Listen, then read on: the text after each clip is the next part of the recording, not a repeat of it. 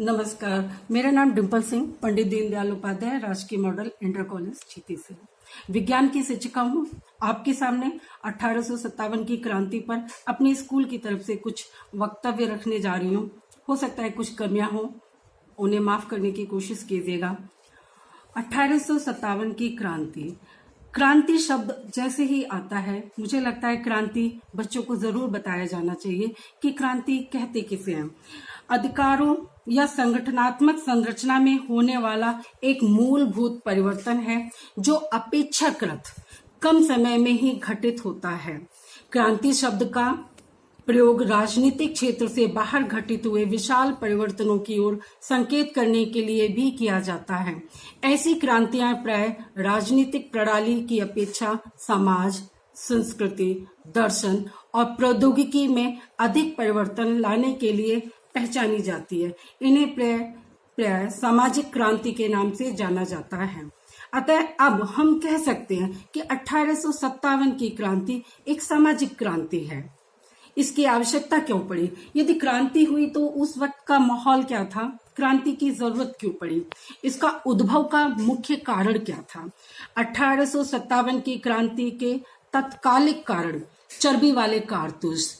बहुत बड़ी भूमिका न बना के बच्चों को सीधे मैं समझाने की कोशिश करूंगी कि जो चर्बी वाले कारतूस थे उनको ब्रिटिश सरकार द्वारा लागू किया जाना प्रमुख एक कारण था। 1857 की क्रांति का तात्कालिक कारण सैनिकों को दिए गए नए चर्बी वाले कारतूस थे। इन कारतूसों पर सुअर और गाय की चर्बी लगी होती थी, जिसे मुंह से फाड़कर, आप समझ सकते हैं, मुंह से फाड़कर ही बंदूकों में डाला जाता था। सैनिकों को ऐसे कारतूस के प्रयोग के लिए विवश होना पड़ा जिनमें गाय और सुअर की चर्बी लगी होती थी। कैनिंग सरकार ने 1857 में सैनिकों के प्रयोग के लिए ब्राउन बैस गन के स्थान पर एनफील्ड राइफल का प्रयोग शुरू करवाया, जिसमें कारतूस को लगाने से पहले दांत से खींचना पड़ता था। इन कारतूसों में गाय और सुअर की चर्बी लगी थी। अतः हिंदू और मुसलमान दोनों की भावनाएं, धार्मिक भावनाएं एक साथ भड़क उठी, जिसके परिणाम स्वरूप 1857 के विद्रोह की शुरुआत हुई। 1857 के विद्रोह को जिंदा रखने में, क्रांति को बनाए रखने में कुछ लोगों का प्रमुख योगदान था। उन पर भी प्रकाश डालने का मेरे द्वारा प्रयास किया गया है। उनके मुख्य 1857 की क्रांति के हम कह सकते हैं प्रमुख नायक जो थे, भारतीय विद्रोह प्रथम भारतीय स्वतंत्रता संग्राम के नाम से भी जाना जाता है।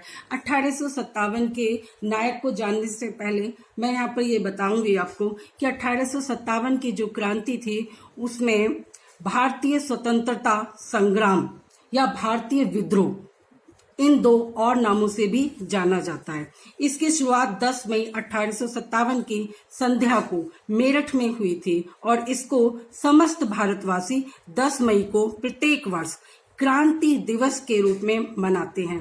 क्रांति की शुरुआत करने का श्रेय कोतवाल धन सिंह गुर्जर को जाता है। मेरठ से निकली इस चिंगारी की आग दादरी होते हुए बुलंदशहर तक पहुंची और अंग्रेजी शासन के खिलाफ विकराल रूप धारण करती गई। दूसरे नायक हैं मंगल पांडे जी। मंगल पांडे के अंदर भी व्यवस्था के खिलाफ भयानक आक्रोश था।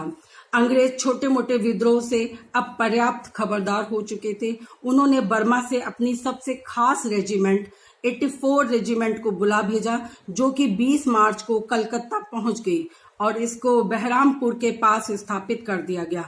लेकिन 29 मार्च से पहले 19 रेजिमेंट बैरकपुर आकर 34 रेजिमेंट के साथ नहीं हो पाई थी। खैर, ऐसे मौके पर उस दौर के नामचीन शायर गालिब का एक शेर याद आता है। ना था कुछ तो खुदा था, कुछ भी ना होता तो खुदा होता। डुबाया मुझको होने ने, ना मैं होता तो क्या होता। गोली लेफ्टिनेंट बाऊ के घोड़े को लगी थी और दोनों जमीन पर गिर पड़े, पर वो तुरंत संभल गया और पिस्तौल लेकर मंगल पांडे की तरफ दौड़ा।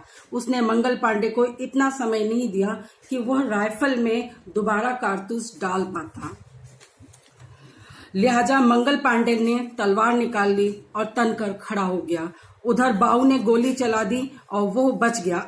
जब तक बाऊ तलवार निकालता, मंगल पांडे ने उसे गिरा दिया और उस पर चढ़ बैठा। वो उसे मारने ही वाला था, तभी सार्जेंट मेजर हडसन वहां आ पहुंचा। उसने भी मंगल पांडे ने उसको भी जख्मी कर दिया। हडसन ने सामने खड़े जवानों को सहायता के लिए बुलाया, पर कोई आगे नहीं आया। लेफ्टिनेंट बाऊ का अर्दली शेख पलटू वहां पर पहुंच गया। उसने थक चुके मंगल पांडे पर काबू कर लिया।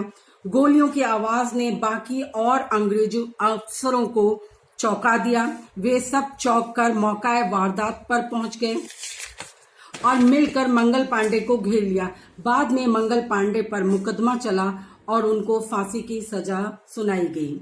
उनके द्वारा कोई प्रतिकार नहीं किया गया और समय से ठीक 10 दिन पहले 8 अप्रैल 1857 को फांसी दे दी गई। इसके बाद असंतोष की आग कुछ इस प्रकार भड़की कि नवाब वाजिद अली शाह की सारी योजनाएं धरी की धरी रह गईं और जो बगावत रानी विक्टोरिया के इंग्लैंड से बाहर होने के दौरान अगस्त में शुरू होनी थी, वो मई में ही मेरठ से शुरू हो गई। सभी क्रांतिकारियों को मेरा श्रद्धा सुमन। वे थे, इसलिए आज हम और आप हैं। धन्यवाद।